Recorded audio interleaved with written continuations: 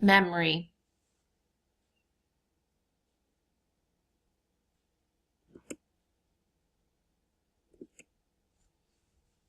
First, I'd like to introduce you to the man who knew too much, who for many, many years we knew only as S.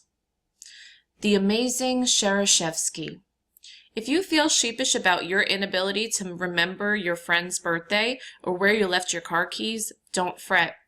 We are all more or less memory challenged compared to an early 20th century Russian named Solomon Shereshevsky, who could store more data in his head than we'll ever forget. Pioneering Russian neurologist and memory researcher Alexander Luria spent decades studying Shereshevsky, whom he met in the 1920s. Shereshevsky, a newspaper reporter, was sent to see Luria by his puzzled boss, who had noticed that Shereshevsky never took notes when he interviewed news sources. Luria subjected the then 30-year-old to a variety of tests and was astonished by the results. As Luria later recalled, he read or listened attentively and then repeated the material exactly as it had been presented. I increased the number of elements in each series, giving him as many as 30, 50, or even 70 words or numbers, but this too presented no problem for him. Usually during an experiment he would close his eyes or stare into space, fixing his gaze on one point. When the experiment was over, he would ask that we pause while he went over the material in his mind to see if he had retained it. Thereupon, without another moment's pause, he would reproduce the series that had been read to him. Once he memorized a series of items, he could also recite it either forward or in reverse. Moreover, he didn't even need to understand what he was memorizing.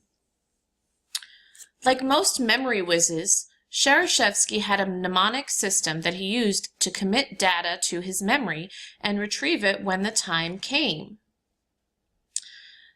News of Shereshevsky didn't reach the United States until 1947, when this Associated Press article filed from London quoted Luria proclaiming that his subject probably possesses the strongest memory of all men.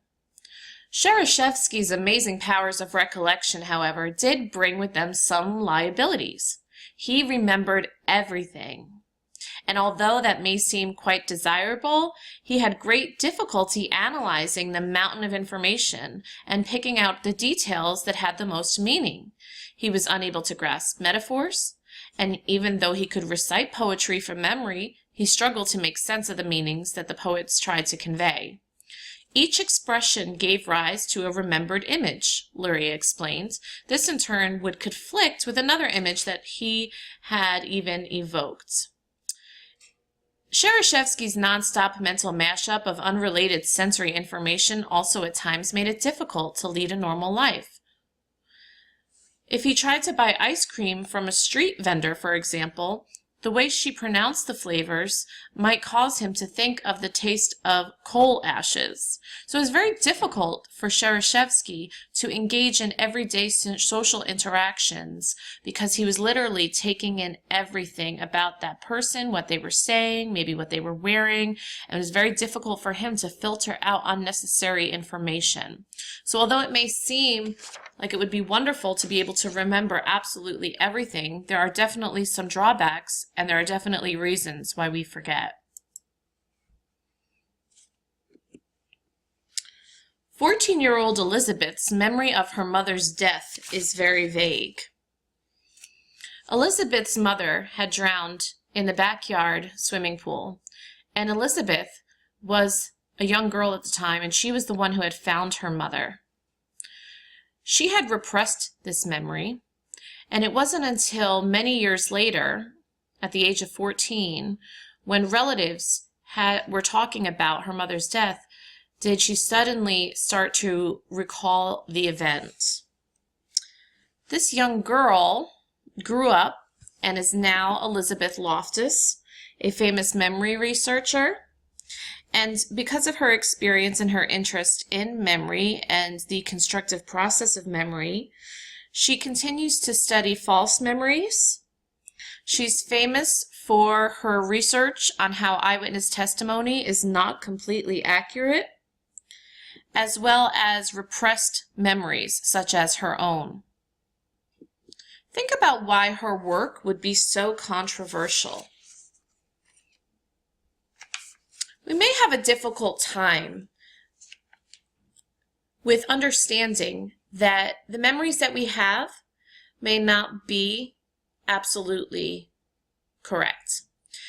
And because of the concept of repressed memories and the fact that she believes that many of our memories are constructed and, again, not necessarily true, this really doesn't sit well with a lot of people. Next, I want to introduce you to a gentleman who, again, for many, many years before his death, we only knew as H.M. H.M. lost his memory on an operating table in a hospital in Hartford in August of 1953. He was 27 years old, and he had suffered from epileptic seizures for many years. William Beecher Scoville, a Hartford neurosurgeon, stood above an awake Henry and skillfully suctioned out the seahorse-shaped brain structure called the hippocampus that lay within each temporal lobe. Henry would have been drowsy and probably didn't notice his memory vanishing as the operation proceeded. The operation was successful in that it significantly reduced Henry's seizures, but it left him with dense memory loss. When Scoville realized his patient had become amnesic, he referred him to the eminent neurosurgeon Dr. Wilder Penfield and neuropsychologist Dr. Brenda Milner of Montreal Neurological Institute, who assessed him in detail. Up until then, it had not been known that the hippocampus was essential for making memories, and that if we lose both of them, we will suffer global amnesia. Once this was realized, the findings were widely publicized so that this operation to remove the hippocampi would never be done again. The neurosurgeon and neuropsychologist had already begun conducting memory experiments on other patients, and they quickly realized that Henry's dense amnesia, his intact intelligence, and the precise neurosurgical lesions made him the perfect experimental subject. So for 55 years, Henry participated in numerous experiments, primarily at the Massachusetts Institute of Technology. Access to Henry was very carefully restricted to less than 100 researchers, but the studies on HM taught us much about what we know about memory. HM was the most studied case in medical or psychological history, and he unfortunately died on December 2nd, 2008, at the age of 82. HM's memory loss was far from simple.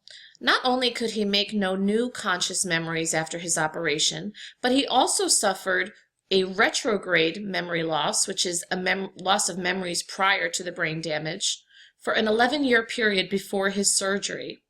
It's not entirely clear why this is so, although it is thought that is not because of the loss of the hippocampi on both sides of the brain.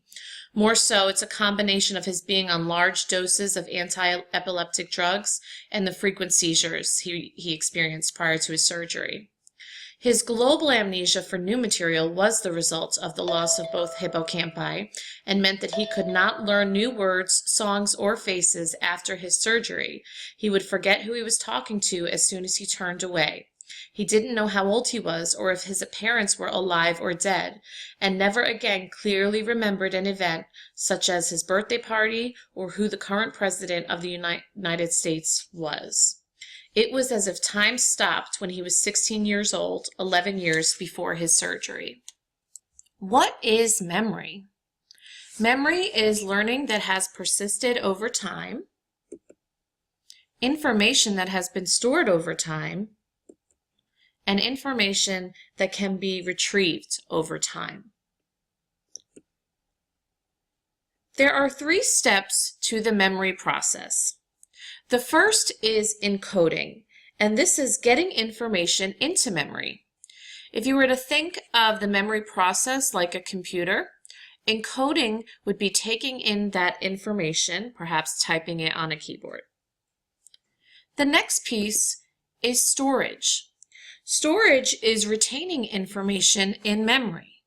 So again, using the computer analogy, this would be saving it to a flash drive, your hard drive, to cloud.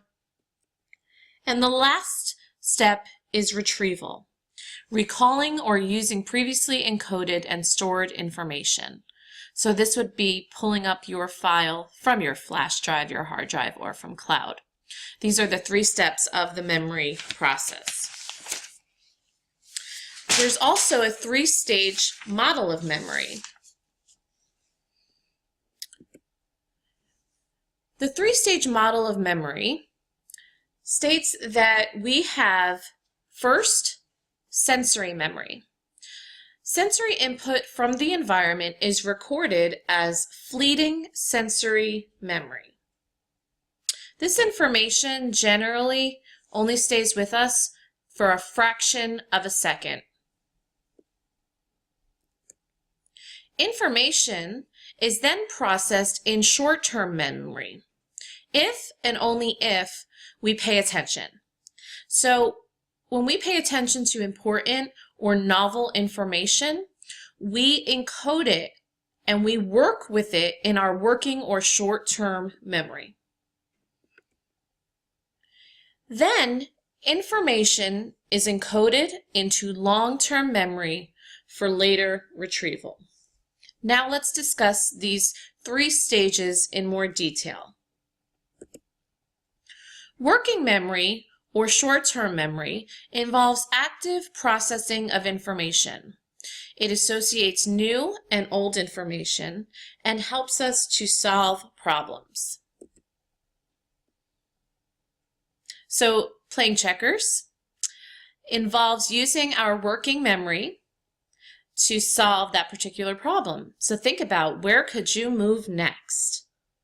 This would involve using your working memory and your short-term memory. You would take in the information, you would rely upon your knowledge of playing checkers, and you would work with that information to determine where you would move next. My next question for you is, which of these pennies is the real thing? Why was this so hard? Is there something wrong with your memory, or did you forget? You did not encode the information, and that's okay, because this happens a lot. Many of the reasons why we forget is because we didn't encode enough of certain information to begin with. You probably don't sit and study every little detail of what's on the US penny. So it's likely that you didn't encode all of the information, which would lead you to forgetting. So where did the encoding of the penny design fail to take place? Right, in your working and short-term memory.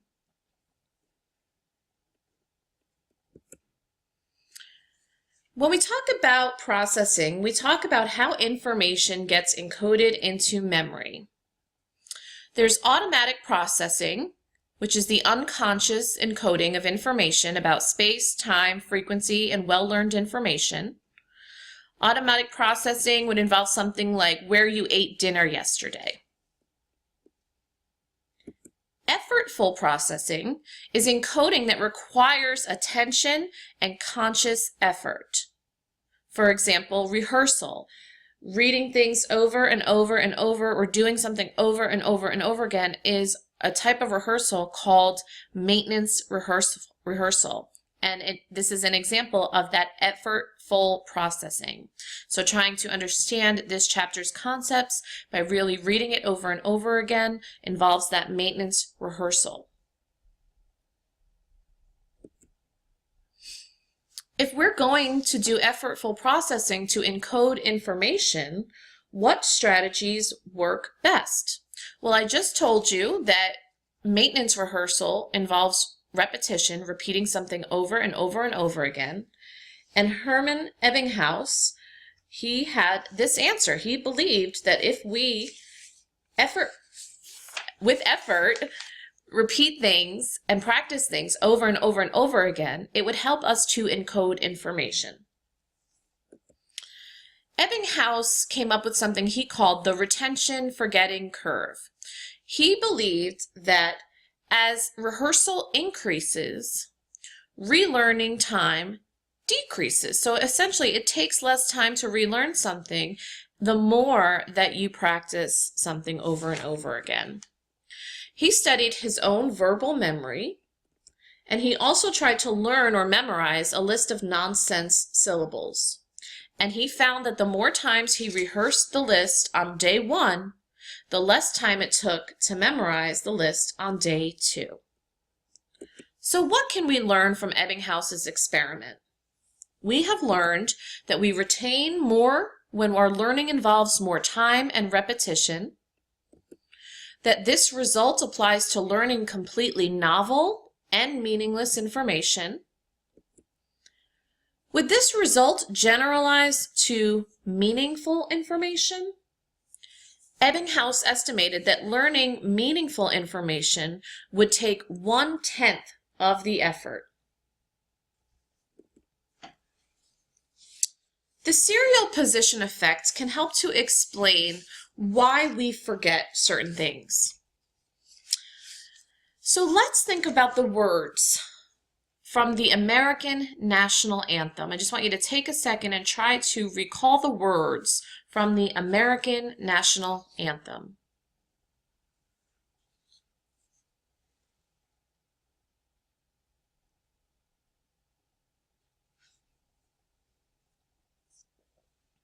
And here they are.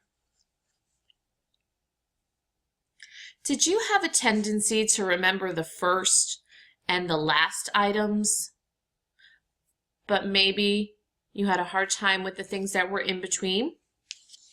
This is referred to as the serial position effect. You may have remembered the first words because of the recency effect. Immediately after a list of words is read or seen, people recall the last items in a list better.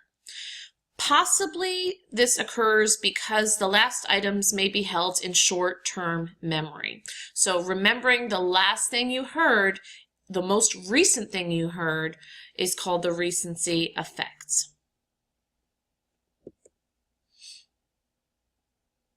Is there evidence of the serial position effect on this graph?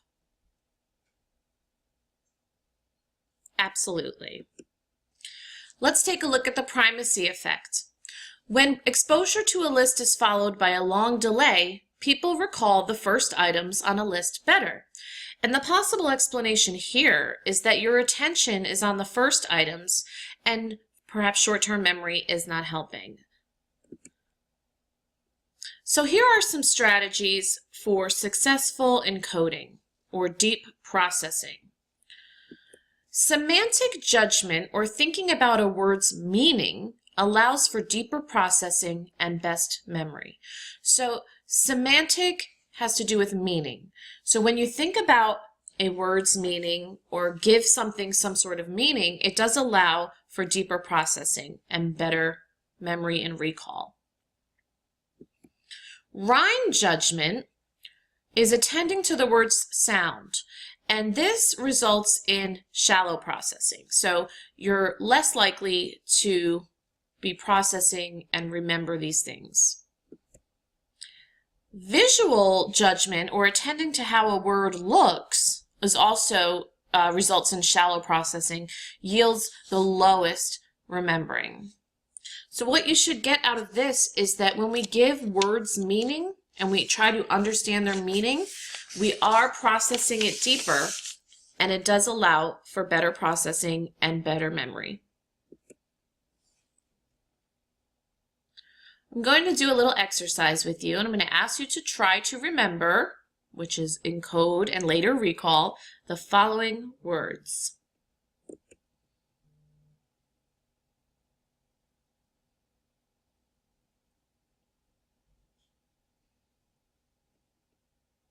Which words did you recall? Did you recall the words that were easier to visualize? What about the other words? Process, inherent, vague, and seem. It was more difficult to actually create a visual for those, wasn't it? So when we can visualize something, it can help us to recall those items. Let's do another exercise called chunking.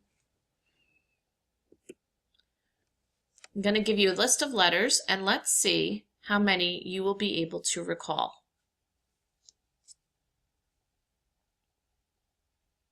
How many did you recall? Try to write down as many as you could.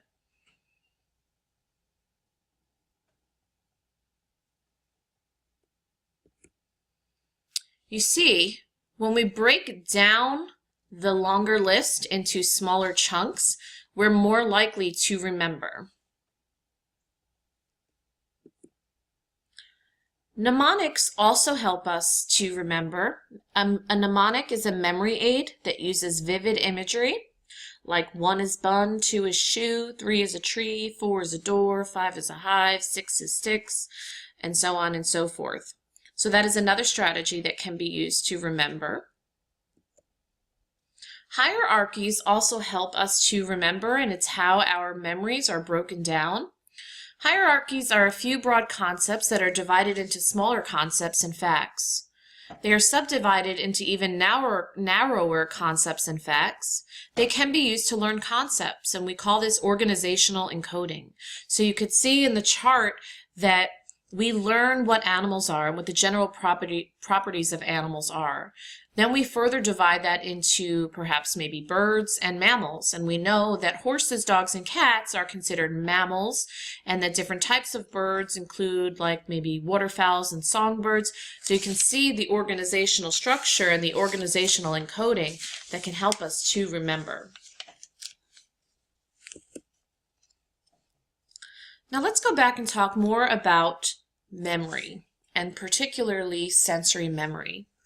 The briefest form of memory storage is our sensory memory. Sensory memory is that immediate initial recording of sensory information in the memory system. So when you see something, when you hear something, that light wave, that sound wave, that is the briefest form of memory storage that we experience in the form of sensory memory. When we see something, we visualize it. We call this iconic memory.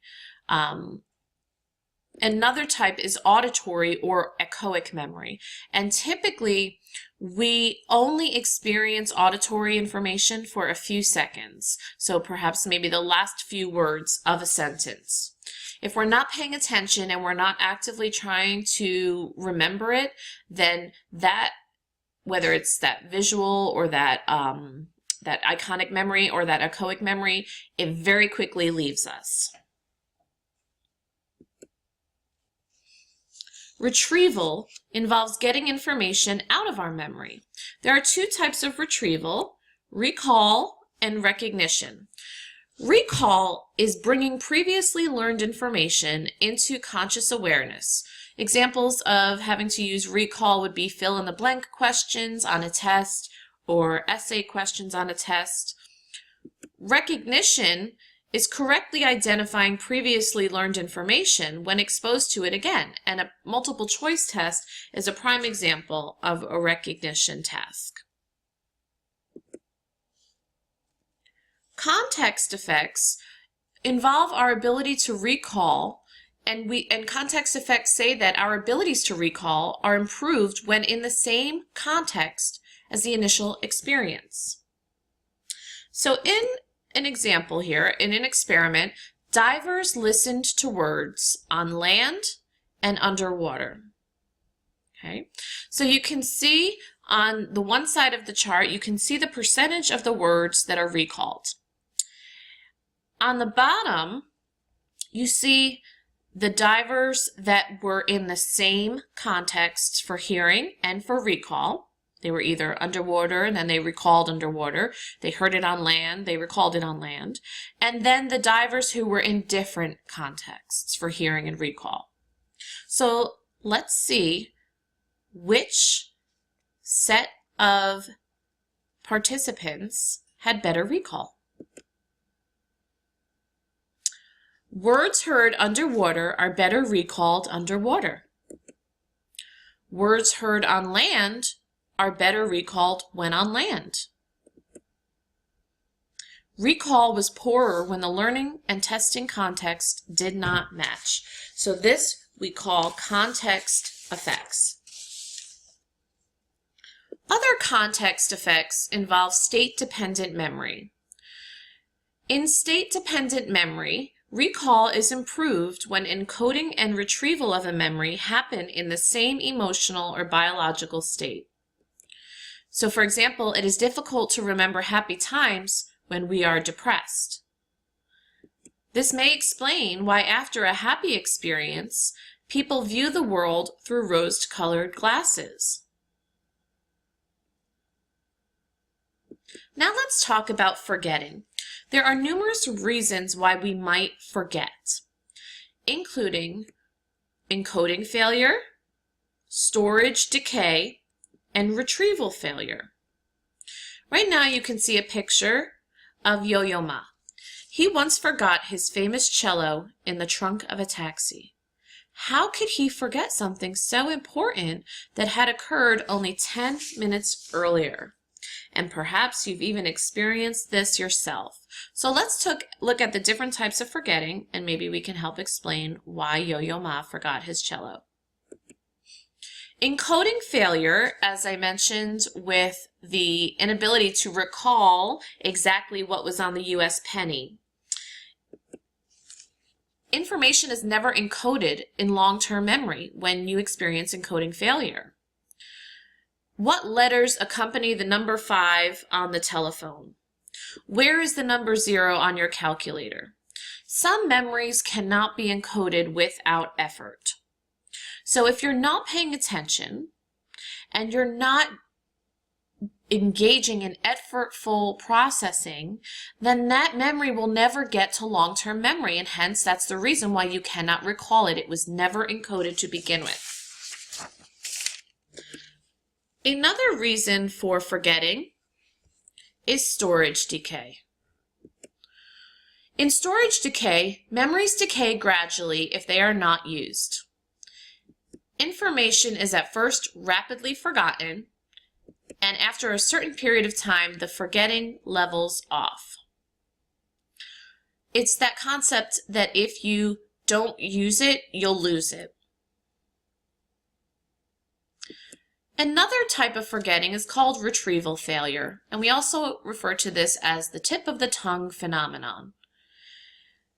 What happens with retrieval failure is that we experience interference, which I'll discuss in a minute. And also, you may experience motivated forgetting, which you are purposefully trying to forget something because that memory may be too painful or too embarrassing or cause too much distress. Let's look at interference. There are different types of interference. Proactive interference is forward acting. The disruptive effect of prior learning on the recall of newer information.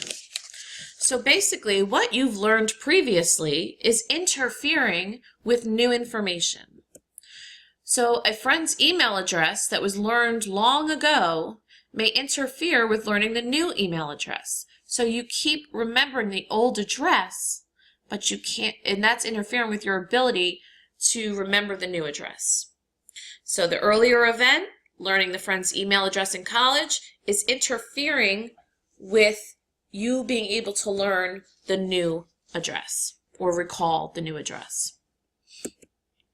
Retroactive interference is backward acting. The disrupted effect of new learning on the recall of old information. So this is the complete opposite, where now new information that you just learned is interfering with the recall of old information. So learning a password for a new bank card can disrupt the recall of the password for your existing ATM card. So you see now how the newer information, or the later event, interferes with your ability to recall a prior or earlier event or memory. Motivated forgetting, as I mentioned, is also referred to as repression. Freud called this a defense mechanism that banishes an anxiety-producing memory from our consciousness. Motivated forgetting also is used to preserve one's self-concept. The memories are not gone forever. They may be retrieved through a cue or therapy. And an increasing number of memory researchers think that repression rarely occurs, meaning that this memory are just completely buried deep down and unable to access. Other contributors to forgetting include the misinformation effect.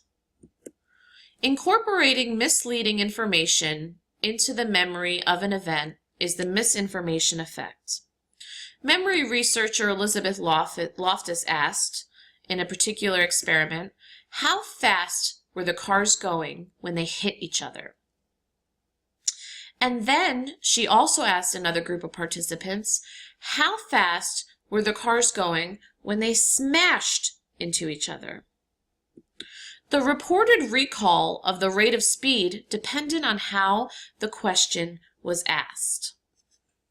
So you can see there is a difference between the depiction of the actual accident and how we construct memories based upon misinformation. If you remember, Elizabeth Loftus also studied false memories. False memories can be planted. False memory also involves imagining non-existent events, and this can create a memory.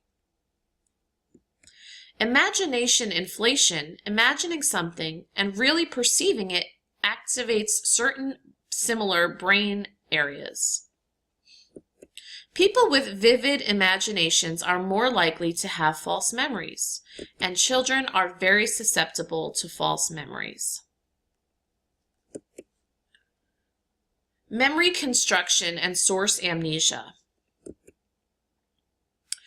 Source memory is knowing when, where, and how information was acquired. Source misattribution is retaining the memory of the event, but not the context of the event. So how can we improve our memories? We can use distributed practice or spaced practice, spread out your study sessions, make the material meaningful, activate retrieval cues, use mnemonic devices, minimize interference, sleep more because memories are consolidated while we sleep, and test yourself. Alzheimer's disease is a neurodegenerative progressive disease. What is Alzheimer's disease?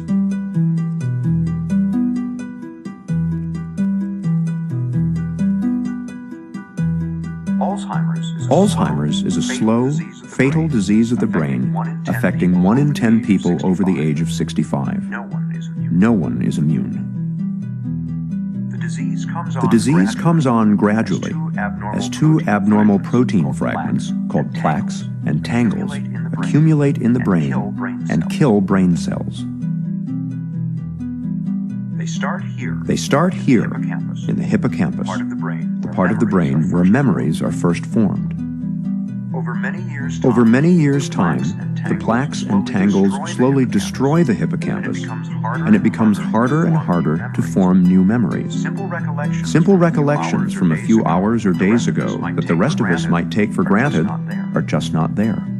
After that, more plaques and tangles spread into different regions of the brain, killing cells and compromising function wherever they go. This spreading around is what causes the different stages of Alzheimer's. From the hippocampus, the disease spreads here, to the region of the brain where language is processed. When that happens, it gets tougher and tougher to find the right word. Next, the disease creeps toward the front of the brain, where logical thought takes place. Very gradually, a person begins to lose the ability to solve problems, grasp concepts, and make plans. Next, the plaques and tangles invade the part of the brain where emotions are regulated. When this happens, the patient gradually loses control over moods and feelings. After that, the disease moves to where the brain makes sense of things it sees, hears, and smells. In this stage, Alzheimer's wreaks havoc on a person's senses and can spark hallucinations. Eventually, the plaques and tangles erase a person's oldest and most precious memories, which are stored here in the back of the brain. Near the end, the disease compromises a person's balance and coordination, and in the very last stage, it destroys the part of the brain that regulates breathing and the heart. The progression from mild forgetting to death is slow and steady, and takes place over an average of 8 to 10 years. It is relentless and, for now, incurable. Helping your family, friends, and neighbors to better understand Alzheimer's will reduce stigma, improve care, and even help the fight for a cure. Thanks for helping to do your part. Learn more at www.aboutalz.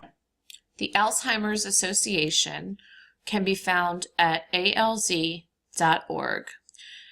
This particular organization and association have a tremendous amount of resources for anyone that wants to learn more about Alzheimer's and other forms of dementia, what life with Alzheimer's is like. It has numerous resources. It gives an overview of Alzheimer's, if you have it, if you have younger onset or early onset, financial and legal matters, Medicare and Medicaid, healthcare reforms, and what have you. It gives you information on research, professionals that can help, and how the organization can help as well. To find your local chapter, you can enter your zip code here, and you will be brought to the local chapter of the Alzheimer's organization. There are numerous ways that you can help or learn more, and this association and organization are a great way to start. You can also contact their helpline with any questions or concerns that you have.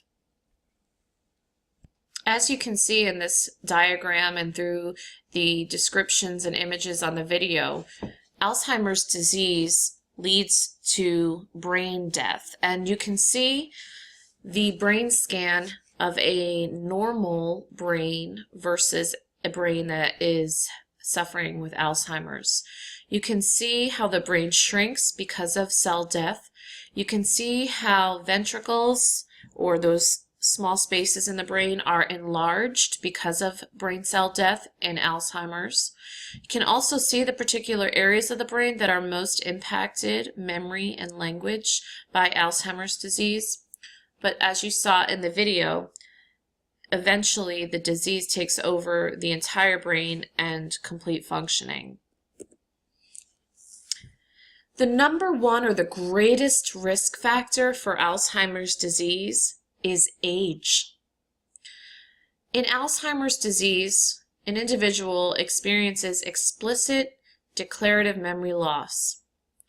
And this brain cell death is a result of plaques and tangles that form in the brain. Plaques are structures that are formed from degenerating axons and dendrites, and tangles are structures that are formed from degenerating cell bodies. And there appears to be the involvement of a protein called tau, T-A-U, that facilitates the creation of these plaques and tangles. To learn more about the signs of Alzheimer's disease, please visit alzheimer's.org for the Alzheimer's Association. But here you can see 10 signs of Alzheimer's disease that if you are experiencing or a loved one is experiencing, that you should certainly consult a primary care physician immediately.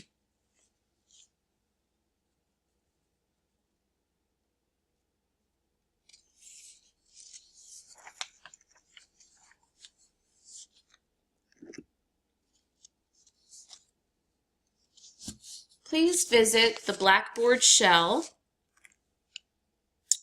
and particularly week 9 For more information